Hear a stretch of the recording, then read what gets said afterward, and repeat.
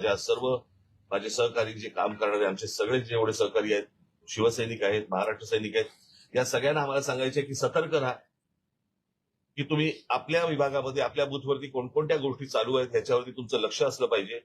हे आता जे सत्ताधारी पक्ष आहेत ह्यांचे जे उमेदवार जे लोकांकडे जात आहेत त्यांच्यावरती लक्ष ठेवा.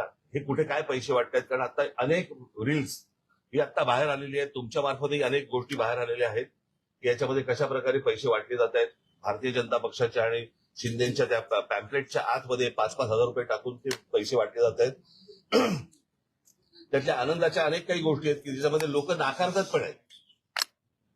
ही पण एक आनंदाची गोष्ट आहे. परंतु या सगळ्या गोष्टींसाठी हारलेली गोष्ट परत पुन्हा जिंकण्यासाठी म्हणून निवडणूक आयोग सरकारला मदत करतंय. हे आम्हाला हा आमचा निश्चित आरोप आहे निवडणूक आयोगावरती. आणि मला असं वाटतं की जनतेने आणि शिवसेना आणि महाराष्ट्र नवनिर्माण सेनेच्या पक्षातल्या सर्व आमच्या सहकाऱ्यांना महाराष्ट्र सैनिकांनी आणि शिवसैनिकांनी सतर्क राहावं एवढंच फक्त सांगण्यासाठी आज तुमच्या समोर आलो.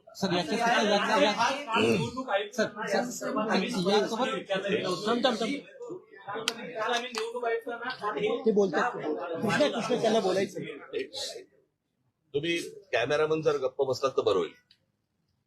सर, काल आम्ही निवडणूक आयुक्तांना हाच प्रश्न विचारला की तुम्ही 5 नंतर घरोघरी का प्रचारावर वेळ देत आहात. वारंवार विचारला गेल्यानंतर तर त्यांनी कुठल्याही प्रकारचं उत्तर देणं टाळलं होतं. परंतु शेवटी त्यांनी सांगितलं की हा जुनाच नियम आहे आणि आम्ही आता तो नाही पण या निवडणुकीला का, ही गोष्ट विधानसभेला का नाही, ही गोष्ट लोकसभेला का नाही आली. या निवडणुकीला असं काय वाटलं की तो जुना नियम परत बाहेर काढावा.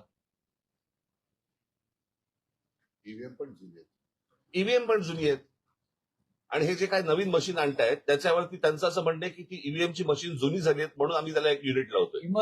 इमर्जन्सी वापरलंय. जी काय मशीन्स आहेत ती आम्हाला कोणाला माहिती पण नाहीये, तुम्हालाही माहिती नाहीये, लोकांनाही माहिती नाहीये हे काय आहेत ती मशीन्स.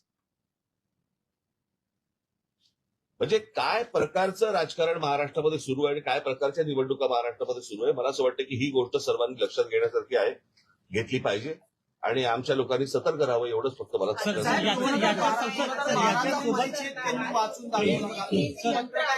मला असं वाटतं ह्याचं उत्तर दिलं मी, याच प्रश्नाचं उत्तर दिलं ना मी आता. मी बरं त्याने हाच प्रश्न विचारला, तेच प्रश्न नका विचारू. मी काय परंतु त्या व्यतिरिक्त करण्यासारखं काय. आता तुम्ही निवडणूक आयोगाला जी मागणी नेमकी काय करतात हे डिस्कनेक्ट करण्यात यावं. तुम्ही जी पद्धत आहे